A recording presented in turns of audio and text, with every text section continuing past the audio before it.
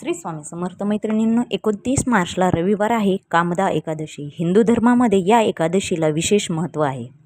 चैत्र महिन्याच्या शुक्ल पक्षातील ही एकादशी हिंदू नववर्षातील पहिली एकादशी आहे, जी मनोकामना पूर्ण करणारी मानली जाते. या दिवशी भगवान विष्णूंची पूजा केली जाते आणि उपवास पाळला जातो. आता कामदा म्हणजे सर्व इच्छा पूर्ण करणारी एकादशी. या दिवशी काय करावे तर तिथीनुसार 28 मार्च 2026 रोजी सकाळी 8:45 सुरू होणार आहे व 29 मार्च 2026 रोजी सकाळी 7:46 समाप्त होणार आहे. तर कामदा एकादशीचे व्रत रविवार 29 मार्च 2026 रोजी शुभ मानले गेले आहे. आपल्याला जर या दिवशी विशेष पूजा करायची असेल तर 29चा मुहूर्त पाळू शकता. पहिला ब्रह्ममुहूर्त पहाटे 5:01 सुरू होणार आहे व पहाटे 5:48 समाप्त होणार आहे.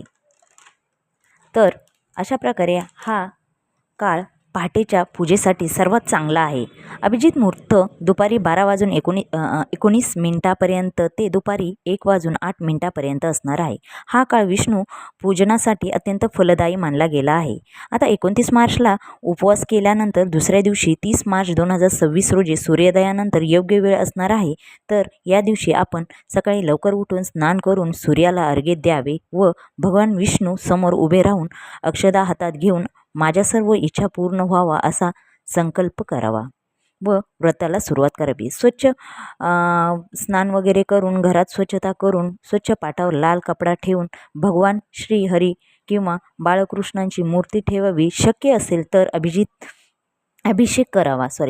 भगवान विष्णूंच्या मूर्तीला पिवळे फुले अर्पण करावे. फळे, तुळशीचे पान व्हावे. रविवारी तुळशीला हात लावू नये, तोडू नये. त्यासाठी आदल्या दिवशीच तुम्ही ते पाने तोडून ठेवावी.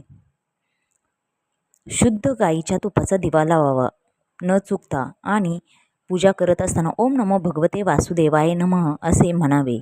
या मंत्राचा जप करावा. या दिवशी पूर्ण उपवास करणे शक्य नसेल तर फलहार करावा. या दिवशी भात खाणे टाळावे. त्याचबरोबर या दिवशी रागावर नियंत्रण ठेवावे. कोणाबद्दल वाईट बोलू नये. या दिवशी कामदा एकादशीचे व्रत कथा वाचावी.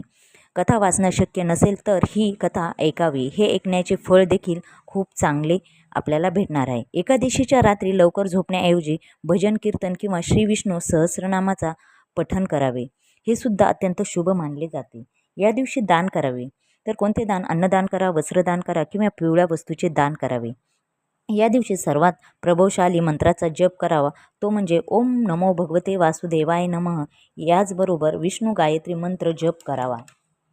उद्या एक विशिष्ट झाडाची स्पर्श तुमच्या आयुष्यातील ही सर्व बंधनं कापून काढण्याची ताकद त्या झाडामध्ये असणार आहे. तुमच्या घरामधील इडापिडा असेल तर त्या घालवण्यासाठीचा हा एक उपाय आहे, तो म्हणजे उद्या असणार आहे. तर आता तुमच्या मनात प्रचंड उत्सुकता असेल की ते झाड नेमकं कोणतं, तर त्याला स्पर्श करण्याची योग्य पद्धत काय?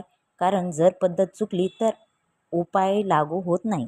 पण जर हा स्पर्श योग्य मंत्रासह झाला तर पुढच्या 24 तासात तुमच्या घरातील गरिबीची आणि नजरबाधेचा जो अंधार आहे तो बरोबर निघून जाईल. हे तुम्हाला स्वतःला अनुभवायला मिळेल. आता तिसरा कोणतं झाड नसून साक्षात महादेवाची प्रिय बेल वृक्ष आहे. तुम्ही म्हणाल की ताई, बेल तर महादेवाला वाहतात, मग एकादशीला त्याचं काय महत्त्व?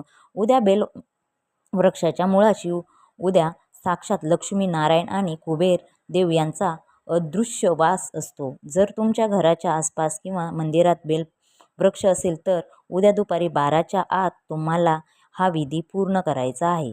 वेळेचं भान ठेवा, कारण 12 नंतर सूर्याचं तेज बदलतं आणि उपायाची शक्ती कमी होऊ लागते.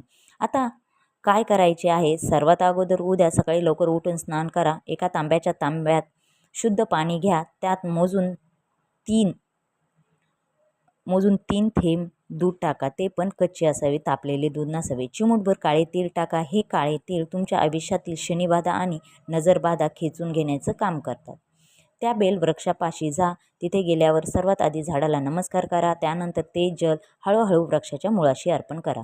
जल अर्पण करताना तुमच्या मनात एकच विचार असावा, तुमची काय समस्या आहे, काय प्रॉब्लेम आहे ती इच्छा तिथे मांडावी. मुलांच्या प्रगती अडथळे येत असतील तर तसा संकल्प करा. जल अर्पण केल्यानंतर क्षण सर्वात महत्त्वाचा आहे. भयानक नजर आयुष्यातील दुःख झाडाला सोपवत आहोत आपण.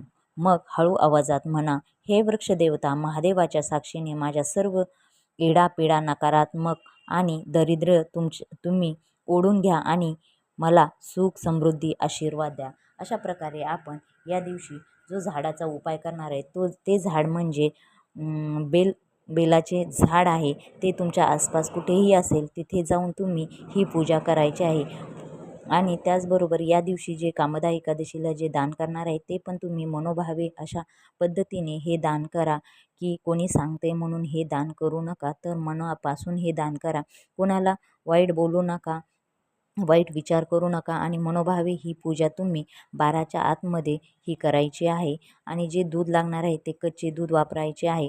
न विसरता जो दिवा लावणार आहे तो शुद्ध गाईच्या तुपाचा दिवा आपल्याला तिथे लावायचा आहे. त्याचबरोबर ही आपली जी मनोकामना आहे, संकल्प करायचा आहे, माझ्या घरातील इडापिडा असेल, माझ्या नवऱ्याची प्रगती व्हावं, माझ्या लेकराबाळांची प्रगती व्हावं, अशी इच्छा आपण बेल वृक्षाच्या झाडाजवळ बोलायची आहे. व तिथे आपण जे पाण्यामध्ये जे सामुग्री विधीची घेतलेली आहे ते तिथे हळूहळू अशा प्रकारे तिथे आपल्याला अर्पण करायचे आहे. अशा प्रकारे आपण ही उद्या कामदा एकादशीचा जो उपाय आहे तो तुम्ही 12च्या आतमध्ये करायचा आहे. आणि जर तुम्हाला हा माझा व्हिडिओ आवडला असेल तर नक्की माझ्या चॅनलला सबस्क्राईब करा, लाईक करा, शेअर करा आणि बेल आयकॉन बटन प्रेस करायला विसरू नका. आणि कमेंट्स बॉक्समध्ये लिहायला विसरू नका. श्री स्वामी समर्थ, श्री स्वामी समर्थ. ओम नमो भगवते वासुदेवाय नमः. ओम नमो भगवते वासुदेवाय नमः. श्री स्वामी समर्थ.